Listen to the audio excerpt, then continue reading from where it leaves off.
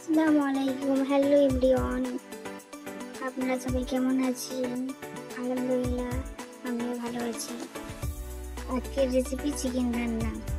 এখানে সব সবজি কেটে নিয়েছি, পেঁয়াজ, টমেটো, আলু, ধনেপাতা, কাঁচা লঙ্কা, আদা রসুন বাটা আর চিকেনটা ভালো করে ধুয়ে রেখে দিয়েছি।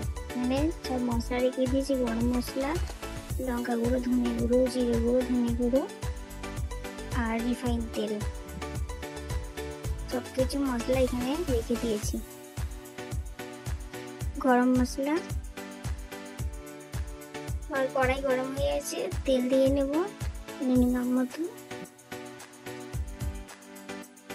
তেল গরম হয়ে গেছে, গরম মশলা, গোটা গরম মশলাটা দিয়ে নেব, নিয়ে একটু হালকা করে ভেজে নেব।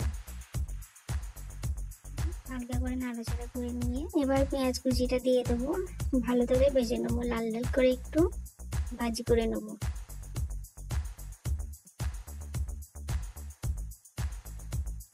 আমার যে লাল লাল করে ভাজি হয়ে গেছে, চিকেনটা এবার দিয়ে দেবো, দিয়ে হালকা করে আমি চিকেনটাকে কষিয়ে নেব।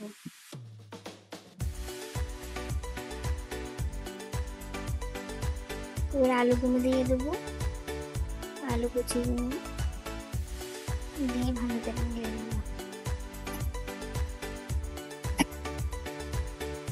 টমেটো কুচি দিয়ে দেবো, গোটা কাঁচা লঙ্কা চিরা দিয়ে দেবো, আদা রসুনের যে পেস্টটা করে দিয়েছিলাম ওটা দিয়ে দেবো,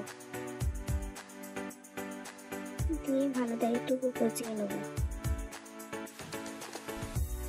আমি এখানে সব মশলা দিয়ে দিয়েছি, আপনাদের সামনে যে মশলাগুলো দেখিয়েছিলাম, লঙ্কা গুঁড়া 2 চামচ, হলুদ গুঁড়া 1 চামচ, লবণ 2 চামচ, জিরা 1 চামচ দিয়ে দিয়েছি, দিয়ে চিকেন মশলা একটু অ্যাড করে দেবো, অ্যাড করে দিয়ে একটু কষিয়ে নেবো।